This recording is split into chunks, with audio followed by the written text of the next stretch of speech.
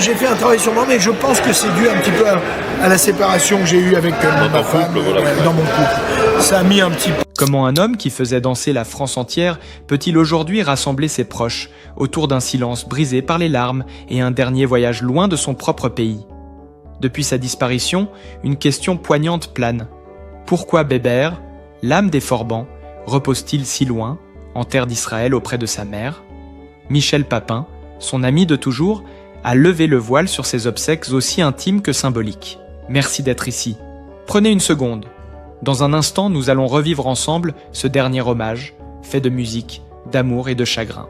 Obsèques de Bébert, la musique et les larmes de la famille et des amis ont coulé. Mais une question lourde et pleine d'émotions demeure. Comment expliquer que l'ultime maison de Bébert ne soit pas en France, le pays qui l'a vu naître artistiquement, mais en Israël, auprès de sa mère disparue depuis tant d'années? Pourquoi ce choix, bouleversant et inattendu, qui semble révéler une part de lui que beaucoup ignoraient encore? Pour comprendre, il faut suivre ce dernier voyage, celui qui mène ses proches du chagrin à l'apaisement, et qui dévoile en filigrane une vérité plus intime, presque sacrée. Lorsque Bébert s'éteint à l'âge de 63 ans, terrassé par un cancer qu'il avait affronté en silence, un vide brutal s'abat sur ceux qui l'aimaient. Ses amis, ses enfants, les musiciens des Forbans, tous se retrouvent soudain devant l'inimaginable. La disparition de cet homme solaire, généreux, protecteur, qui avait passé sa vie à offrir de la joie. Les hommages affluent, les messages se multiplient, les témoignages se succèdent. Mais derrière la façade publique du deuil, une douleur plus profonde se dessine. La famille doit affronter, dans le silence et l'urgence, la question du lieu où il reposera. C'est alors que Michel Papin, son ami de toujours, révèle ce que Bébert n'avait jamais dit publiquement. L'artiste souhaitait être enterré en Israël, auprès de sa mère. Une décision prise depuis longtemps, conservée dans l'ombre, presque confidentielle, comme un secret familial que seule la mort pouvait désormais éclairer. Personne, ou presque, ne savait combien la perte de sa mère l'avait marqué. Pour lui, retourner près d'elle n'était pas un choix géographique. C'était un geste d'amour, un retour aux origines, un lien que même la maladie n'avait pas réussi à briser. Le jour du départ, l'ambiance est lourde. Sur le tarmac, alors que le cercueil de Bébert est placé dans l'avion, le silence est presque total. Astrid, sa femme, serre contre elle une photo, une de celles qu'ils avaient été prises ensemble à Mency le jour de leur mariage. Ses mains tremblent, les musiciens sont là, immobiles, le regard perdu. Michel Papin garde la tête baissée, comme s'il portait non seulement le poids de son ami, mais celui de 40 ans d'amitié, d'aventure, de tournée, de souvenirs impossibles à résumer en quelques mots. Dans l'avion, certains pleurent en silence, d'autres échangent des souvenirs, on murmure des anecdotes, on rit parfois doucement, comme pour retenir un peu de lumière au milieu du chagrin. Ce mélange étrange de larmes et de sourires, typique des funérailles de ceux qu'on a aimés profondément, crée une atmosphère suspendue, émouvante, presque irréelle. En Israël, là où la mère de Bébert repose depuis plusieurs années, les préparatifs pour l'inhumation sont délicatement orchestrés. Le lieu, simple, entouré d'arbres, baigné d'une lumière douce, semble avoir été choisi pour offrir à Bébert un dernier horizon paisible. Ceux qui arrivent depuis la France sont frappés par cette sérénité inattendue. Certains avouent à même ressentir une impression étrange, comme si ce lieu, pourtant étranger à la carrière de Bébert, avait toujours attendu son retour. Lorsque le cercueil est porté vers la tombe familiale, une émotion brute traverse l'assemblée. Les mains tremblent, les voix s'éraillent, les regards se baissent. On entend le vent frôler les feuilles, le murmure des prières, et soudain, une mélodie. Une douce mélodie. La guitare de Michel. Il joue, seul, quelques notes pour dire l'indicible, quelques notes pour accompagner son ami, quelques notes pour transformer la douleur en hommage. Les proches disent Golzastos que ce moment fut l'un des plus bouleversants de toute la cérémonie, car la musique, celle qui avait porté Bébert toute sa vie, venait maintenant l'accompagner dans la mort. Et dans cette musique, il y avait tout. La joie passée, la souffrance cachée, les années de tournée, les nuits de scène, les éclats de rire, les promesses échangées, les secrets que seul un groupe sait partager. Puis vient l'instant où Astrid s'avance. Les larmes coulent, silencieuses, inarrêtables. Elle pose une rose sur le cercueil et murmure quelque chose que personne n'entend vraiment. Un adieu, sans doute. Une promesse, peut-être. Une déchirure, sûrement. Son visage était marqué par la fatigue, par l'amour, par la douleur immense d'une femme qui a perdu son mari, son compagnon, son roc. À côté d'elle, Kevin et Georgia baissent la tête. Ils perdent un père, mais aussi un guide, un repère, un phare. Et c'est là, dans ce moment de déchirement, qu'une vérité se révèle. Malgré son sourire public, malgré sa force, malgré son énergie, Bébert a souffert longtemps en silence. Une souffrance que les proches n'avaient pas mesurée. Une souffrance qu'il avait cachée pour protéger ceux qu'il aimait. Une souffrance qui aujourd'hui éclate à travers les larmes de ceux qui l'accompagnent. Après la mise en terre, les amis restent un moment autour de la tombe. Personne ne veut partir le premier. Michel s'assoit un instant, le regard fixé sur la pierre. On dit qu'il a murmuré « On t'a amené jusqu'ici. Maintenant, c'est toi qui nous portes. » Cette phrase, simple et bouleversante, résume peut-être mieux que tout le lien qui les unissait. Le soleil descend lentement derrière les collines. L'air devient plus frais. Certains commencent à s'éloigner, d'autres restent encore.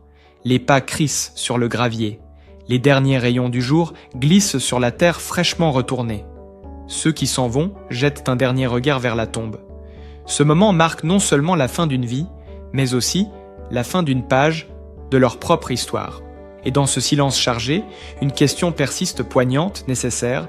Comment une légende peut-elle disparaître si loin de ceux qu'elle a fait vibrer, et pourtant si proche de ce qui l'a façonné? C'est peut-être dans cette distance, dans ce dernier voyage, que se trouve la clé de toute l'histoire. Une histoire d'amour, de retour, de racines. Une histoire qui ne fait que commencer à se dévoiler. Mais alors que tous pensent que la cérémonie touche à sa fin, un moment inattendu, presque irréel, vient bouleverser le recueillement. Quelque chose se produit, comme si le destin lui-même avait décidé de marquer ce dernier adieu d'un signe impossible à ignorer. Au moment précis où la terre retombe doucement sur le cercueil, un souffle de vent soudain traverse le cimetière. Un vent chaud, rapide, presque violent, qui surprend tout le monde. Les feuilles se lèvent, les vêtements frémissent, les roses déposées sur la tombe vibrent comme sous l'effet d'un tremblement discret. Certains sursautent, d'autres lèvent les yeux. Astrid, elle, recule d'un pas, la main sur la bouche. Michel Papin s'immobilise, la guitare contre son torse. Le vent se calme aussi vite qu'il est venu. Puis plus rien. Un silence encore plus lourd qu'avant. Un silence que personne n'ose briser. « C'était lui » murmure quelqu'un. « Il nous a fait un signe » souffle une amie proche. Ce n'est qu'un souffle d'air, diront certains. Mais pour ceux qui l'aimaient, c'était plus que cela. C'était l'écho de Bébert, celui qui avait passé sa vie à transformer chaque instant en musique, chaque émotion en vibration. Et pour eux, ce vent soudain n'était pas un hasard, c'était une présence, un dernier clin d'œil, un dernier merci. Ce moment suspendu, presque mystique, crée une onde d'émotion dans l'assemblée. Plusieurs personnes fondent en larmes. D'autres ferment les yeux, comme pour retenir ce qu'ils viennent de vivre. Il y a dans l'air une tension douce, une chaleur étrange, comme si un pont invisible s'était dressé l'espace d'une seconde entre les vivants et celui qu'ils enterrent. Puis, quelque chose d'encore plus inattendu se passe. Michel, les mains tremblantes, reprend sa guitare. Mais cette fois, il ne joue pas pour l'hommage prévu. Non, il joue une chanson que personne n'avait entendue depuis des années. Un morceau que Bébert n'interprétait qu'en privé. Une ballade intime, écrite à l'époque où les Forbans n'étaient encore qu'un rêve de jeune comme garçon. Une ballade dédiée à sa mère. Une ballade qu'il avait juré de ne plus jamais chanter depuis sa mort, par respect, par douleur, par fidélité. Et là, devant sa tombe, à quelques mètres de celle de sa mère, Michel laisse les premières notes s'échapper. Une mélodie simple, lente, déchirante. Les proches comprennent immédiatement. Les larmes reviennent. Le cœur se serre. La chanson dit tout. L'amour d'un fils. Le manque jamais comblé. L'enfance qui s'en va. Le retour impossible. Et pourtant, ce retour-là, il l'accomplit aujourd'hui, dans cette terre sacrée qu'il attendait depuis si longtemps. Astrid, incapable de rester immobile, s'approche du cercueil. Elle pose sa main sur la terre fraîche et murmure quelque chose qu'on ne peut pas entendre. Peut-être un dernier adieu, peut-être un secret, peut-être un pardon. Car c'est aussi cela que révèle cette scène déchirante, le véritable combat de Bébert n'était pas seulement la maladie, mais tout ce qu'il avait gardé pour lui pendant des années. Des blessures enfouies, des silences portés trop longtemps, des vérités jamais dites, des peurs jamais avouées. Et maintenant, c'est dans ce lieu lointain, humble, paisible, que tout semble enfin trouver sens. À cet instant précis, une émotion collective traverse l'assemblée. Ceux qui étaient venus pour lui rendre hommage comprennent qu'ils assistent à bien plus qu'un enterrement. Ils assistent à la fin d'un cycle, à la réconciliation d'une vie, à la fermeture d'un chapitre intime, profond, presque sacré. La lumière du jour décline, le ciel devient rosé, puis doré. Certains y voient un signe, d'autres y voient une poésie. Mais tous, absolument tous, ressentent la même chose. Bébert est parti, oui, mais il n'est pas seul. Et c'est dans cette intensité, dans cette beauté déchirante, que son dernier voyage atteint son véritable sommet. Mais au-delà des larmes, au-delà du vent étrange qui a traversé la cérémonie et de cette chanson que personne n'attendait, une autre vérité, plus intime, plus déchirante encore, continue de se frayer un chemin. Celle racontée par Michel Papin, le batteur des Forbans, son ami de toujours, celui qui connaissait l'homme derrière la légende, et lorsqu'il se confie, la lumière change, le récit se resserre, et l'on entre dans la zone la plus fragile, la plus humaine, la plus bouleversante de toute cette histoire, les derniers instants de Bébert. Michel parle avec la voix de ceux qui ont trop pleuré pour encore retenir leurs mots. Il raconte un homme épuisé, mais debout dans sa tête, un homme affaibli, mais convaincu qu'il avait encore du temps devant lui. Il croyait jusqu'au bout qu'il pouvait s'en sortir, dit-il, la gorge serrée. Cette phrase, simple, terriblement simple, résume le paradoxe de la fin de vie de Bébert. Un corps qui lâche, mais un esprit qui résiste, qui refuse de céder, qui se bat contre l'inévitable avec une obstination presque enfantine. Et puis, il y a ces visages qui l'entouraient, ces ombres protectrices qui ne l'ont jamais laissé seul. Astrid, sa femme, qui veillait sur lui jour et nuit. Michel raconte qu'elle ne dormait presque plus, qu'elle posait sa main sur son front pendant des heures, qu'elle lui murmurait qu'il n'était pas seul. C'est terrible pour elle. Ils étaient si heureux ensemble, dit-il. Et dans sa voix, on entend autant de compassion que d'impuissance. Astrid a vécu ces dernières semaines comme un combat contre le temps. Elle refusait l'idée d'un monde sans lui. Elle espérait encore, même lorsque les médecins ne laissaient plus aucune place au doute. Ses enfants, eux aussi, étaient un là. Kevin et Georgia, deux présences douces et fidèles, qui l'adoraient plus que tout au monde, selon Michel. Ils ont tenu sa main, jour après jour, comme pour le retenir. Ils ont parlé avec lui, même lorsque sa voix devenait fragile, presque éteinte. Il savait. Mais personne ne voulait dire les mots qui auraient de signer la fin. Dans cette chambre d'hôpital, l'amour circulait comme une dernière énergie, fragile mais tenace, une lumière qui refuse de mourir tant que les regards se croisent encore. Et puis un détail bouleversant, presque irréel, le père de Bébert, âgé de 96 ans, qui a fait le déplacement depuis Israël pour dire adieu à son fils. Un père qui enterre son enfant. Un père qui, malgré son âge, son propre corps affaibli, a tenu à faire ce voyage, comme un dernier acte d'amour, de loyauté, de devoir. Michel raconte qu'il a été l'un des premiers à s'approcher du lit, qu'il a posé une main tremblante sur celle de Bébert et qu'il a murmuré quelque chose en hébreu, un mot ou une prière que personne n'a compris, mais dont la force a traversé la pièce comme un souffle ancien, émouvant, presque sacré. C'est dans ce décor que se déroule la dernière ligne droite de la vie du chanteur. Une chambre blanche, les bips des machines, les respirations qui ralentissent, les mains serrées, les yeux qui cherchent encore un peu de lumière. Michel raconte que malgré la souffrance, malgré les métastases découvertes lors des derniers examens, ces métastases qui avaient envahi son corps plus vite qu'on ne l'aurait imaginé, Bébert restait persuadé qu'il allait se relever. Il parlait d'un nouveau concert, d'un projet, d'un voyage. Il disait « Après ça, on repart sur scène, tous ensemble ». Et chacun le laissait y croire, parce que le contredire aurait été trop cruel. La vérité médicale, elle, était implacable. Dès que les métastases ont été détectées, son destin s'est comme refermé. Il n'est plus sorti de l'hôpital depuis, raconte Michel. Une phrase d'une violence infinie, parce qu'elle dit tout. La rupture, la fin de l'illusion, le passage d'une vie tournée vers la scène à une vie enfermée dans un lit. Mais même dans cette immobilité, quelque chose brillait encore. Son regard. Michel raconte qu'il avait ce regard qui disait à la fois la peur et la force, la tristesse et la gratitude. Un regard qui voulait encore se battre, encore aimer, encore vivre. Et c'est ce regard-là qui hante aujourd'hui ceux qui l'ont accompagné, parce qu'il disait qu'il n'était pas prêt, parce qu'il disait qu'il avait encore des choses à offrir, parce qu'il disait que même au bord du gouffre, il restait cet homme solaire, celui qui avait illuminé tant de vies. Et au milieu de cette vérité bouleversante, Michel avoue quelque chose qu'il n'avait encore jamais dit. Il pense que Bébert savait.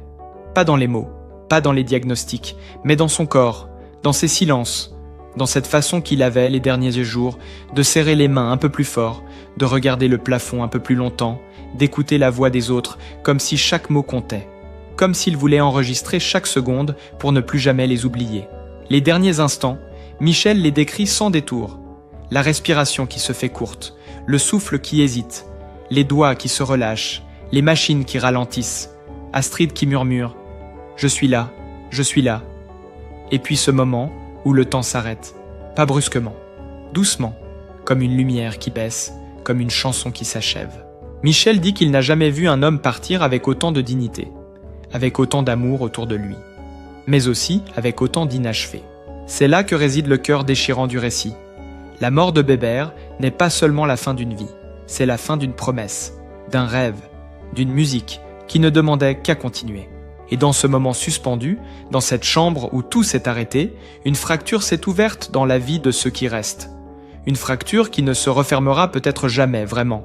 Et le récit, lui, avance encore. Vers ce que sa mort révèle, vers ce que ses proches ont découvert trop tard, vers ce que cette disparition dit de l'homme qu'il était réellement. Mais alors que l'on croit avoir touché le cœur du drame, un autre pan de l'histoire apparaît, plus intime, plus tragique, et pourtant traversé d'une étrange lumière.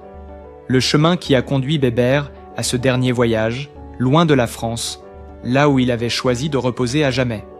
Car derrière l'annonce officielle faite par Michel Papin, ce 25 novembre, où la nouvelle est tombée comme un coup près, se cache un récit d'amitié, de loyauté et de vérité longtemps retenu.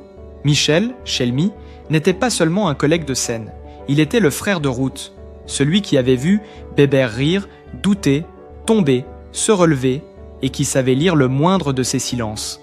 Et lorsque l'AFP lui tend son micro, c'est comme si l'histoire entière du groupe tenait dans sa gorge. Ce jour-là, sa voix tremble. Il était le messager d'une tristesse impossible à formuler autrement. Au nom de la famille, il annonce l'impensable. Albert Kassabi, dit Bébert, n'est plus. Ce qu'il révèle ensuite achève de briser le cœur de ceux qui l'ont connu. Bébert se battait en secret contre un cancer du côlon depuis 3 ans. 3 années de douleur, de traitement, de fatigue qui se lisaient parfois dans son regard, mais que personne n'osait interpréter. 3 années où il avait continué à sourire, à répéter, à projeter, comme si l'avenir était encore long. 3 années où il avait choisi de protéger son public, sa famille, son groupe, en dissimulant ce combat intérieur. Le choix de la discrétion n'était pas un hasard, il faisait partie de sa manière d'être. La pudeur d'un homme qui n'a jamais voulu qu'on le voie faible. La force d'un artiste qui refusait que la compassion prenne la place de la musique. Et c'est ainsi que, loin de la scène depuis des mois, sa voix avait commencé à s'éteindre, lentement, comme une lumière qui baisse, mais ne disparaît jamais vraiment. Michel se souvient surtout du dernier concert, celui qui restera comme le point de bascule, le moment où le corps de Bébert a dit « Je ne peux plus ». Ce soir-là, alors que les projecteurs brûlaient et que la foule chantait, quelque chose s'est brisé. Bébert avait mal, terriblement mal. Au milieu d'un titre, il se retourne vers Michel. Un regard, un seul, et Michel comprend que son ami est au bout. C'était un regard qui disait tout, la douleur, l'épuisement, mais aussi une forme de dignité inébranlable. Il n'en pouvait plus, raconte Michel, la voix pleine d'émotion. Ce soir-là, le concert avait cessé d'être un moment de fête. Il était devenu un moment de lutte. Après cet épisode, Bébert ne remontera plus sur scène. Les médecins découvrent les métastases lors des derniers examens. Ces cellules qui colonisent le corps comme un incendie silencieux. Alors, il reste à l'hôpital sans jamais en sortir de nouveau. Pourtant, dans sa tête, il croit encore à une issue possible. Michel l'affirme, jusqu'au dernier instant, Bébert pensait qu'il pourrait s'en sortir. Il parlait de projet, de retour, de musique. Il croyait en demain, même lorsque le présent ne lui laissait plus aucun répit. Et c'est dans cette tension, entre la réalité médicale et l'espoir, presque obstiné, que se joue la partie la plus bouleversante de son histoire. Une lutte intérieure entre ce qu'il ressentait et ce qu'il voulait montrer, entre ce qu'il savait et ce qu'il refusait d'admettre. Dans son silence, on perçoit un homme qui voulait protéger les autres de la douleur de le perdre, même lorsque la sienne devenait insupportable. Lorsque la décision a été prise d'organiser les obsèques en Israël, certains ont été surpris. Mais pour Michel, pour Astrid, pour les enfants, cela avait un sens profond. C'était un retour, une réconciliation, une façon de renouer avec une histoire familiale, un héritage invisible, quelque chose de plus grand que la simple géographie. C'était une manière pour Bébert de trouver une paix qu'il n'avait jamais vraiment trouvée ici-bas. Et c'est peut-être là que se révèle la dimension la plus émouvante de sa mort. Dans cette fin lointaine, il y a une forme de renaissance. Une renaissance dans l'idée de rejoindre sa mère, de retrouver ses racines, de reposer dans un lieu qu'il portait en lui depuis toujours. Une renaissance qui n'efface ni la douleur ni la perte, mais qui offre une manière d'accepter, de comprendre, de laisser partir. Michel, en racontant tout cela, ne cherche pas à créer du drame. Il dit la vérité. La vérité d'un homme qui s'est battu avec courage, qui a aimé avec intensité et qui a choisi ses derniers repas avec une discrétion presque sacrée.